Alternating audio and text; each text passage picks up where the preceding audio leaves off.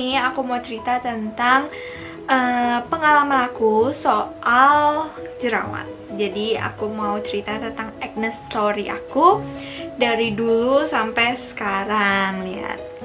Nah, aku juga mau tampilin waktu pertama kali aku bener-bener jerawat yang parah banget.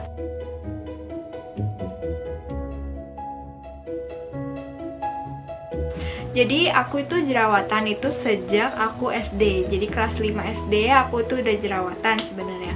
Cuman jerawat baik, namanya juga mungkin remaja hormon gitu ya. Nah, jerawat terus ke facial, ke dokter gitu.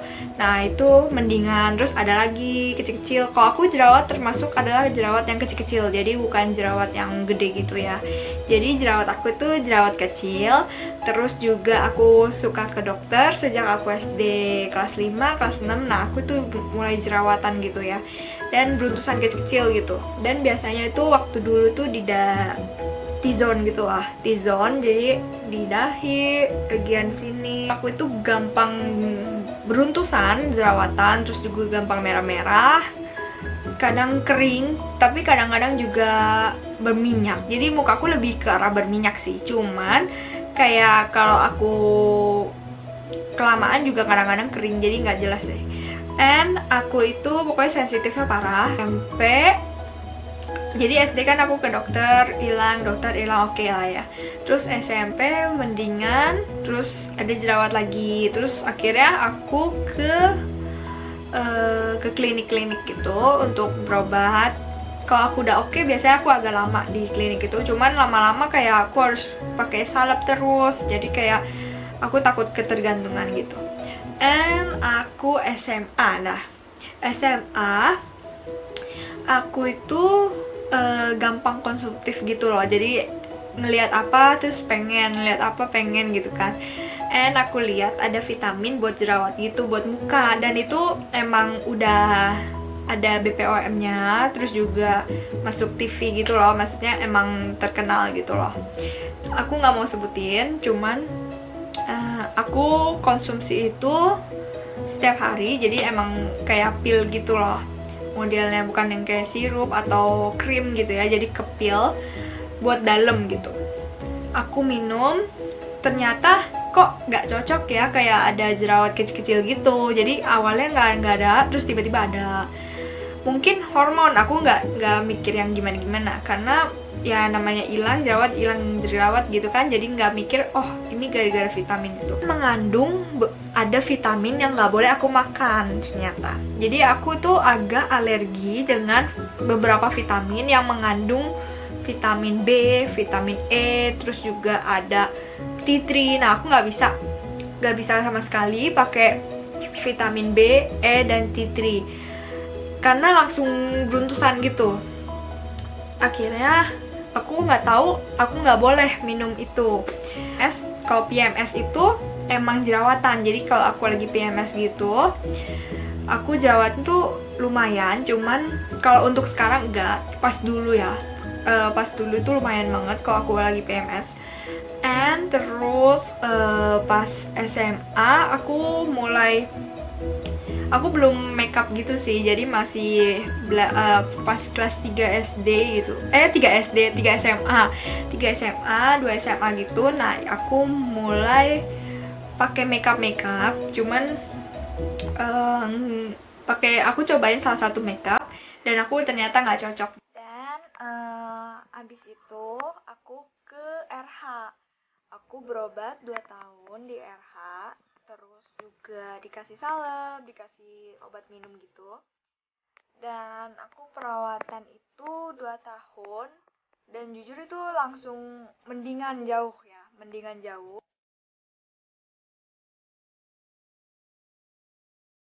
Cuman mukaku jadi kering, kayak gampang kering gitu, terus kayak ular, apa sih, klopek-klopek gitu loh, kayak mungkin terlalu kering gitu ya.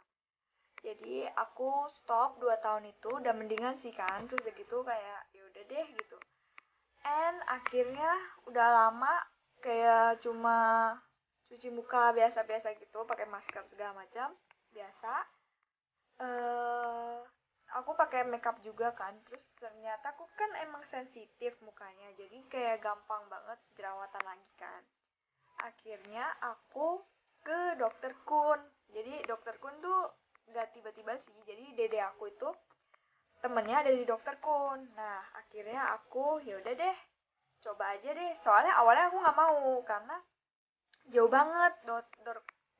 Dokter Kun itu di Jaksel, sedangkan aku tuh di Tangerang. Jadi kayak dari Tangerang ke Jaksel tuh jauh banget kan. Terus kayak aku mikir wah bakal 2 minggu sekali, sebulan sekali. Soalnya kan kalau di RH itu sebulan sekali, 2 minggu sekali aku kontrol kan.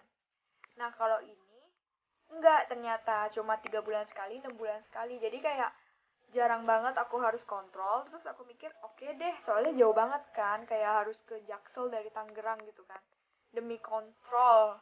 Dan itu nelfonnya juga 30 menit teleponin terus, jadi kayak saking banyaknya apa sih namanya pasien gitu, pasien di dokter itu, jadinya kayak telepon masuk gitu, jadi kita nggak bisa datang. Terus hari ini juga saya mau kontrol tuh nggak bisa, jadi harus seminggu sebelumnya, 2 minggu sebelumnya itu telepon, jadi kayak booking lah, istilahnya booking. Nah abis itu aku ke dokter Kun, udah mendingan jauh, kayak bener-bener oke lah gitu.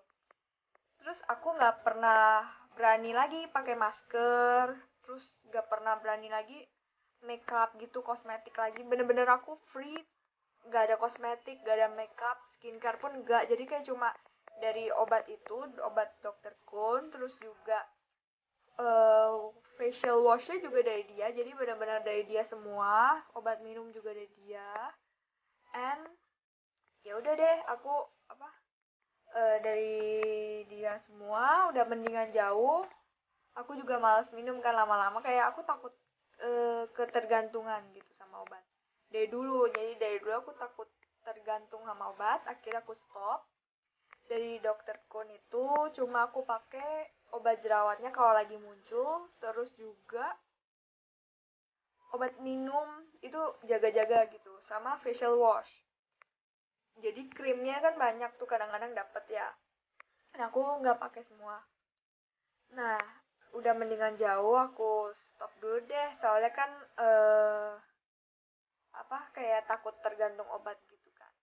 Akhirnya aku mikir, aku cuma cuci muka doang, terus udah cuci muka, terus aku gimana ya, takut muncul lagi gitu kan.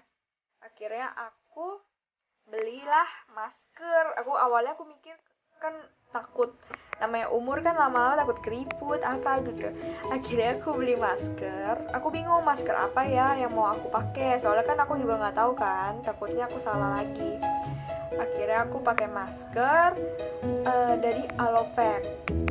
Nah awalnya aku taunya dari Kalapek, dan aku searching di YouTube. Aku juga taunya dari Instagram sebenarnya Kalapek.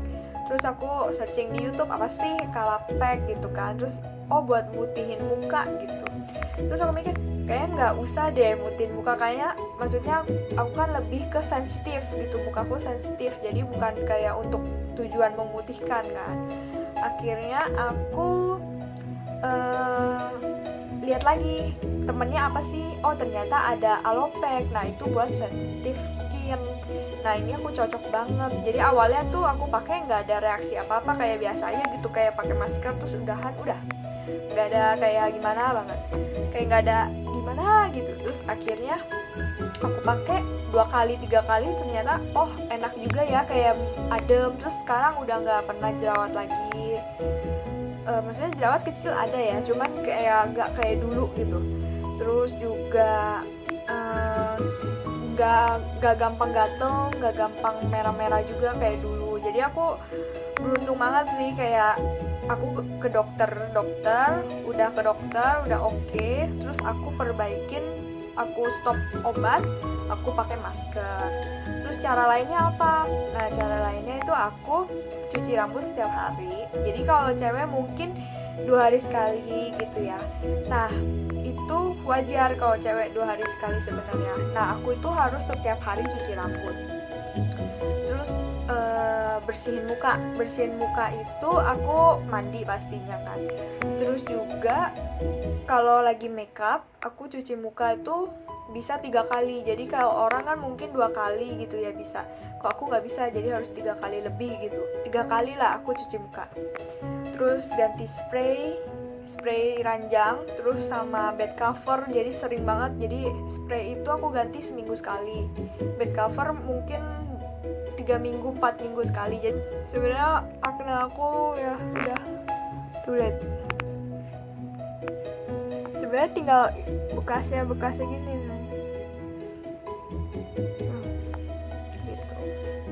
Kalau kalian ada pertanyaan bisa komen di bawah.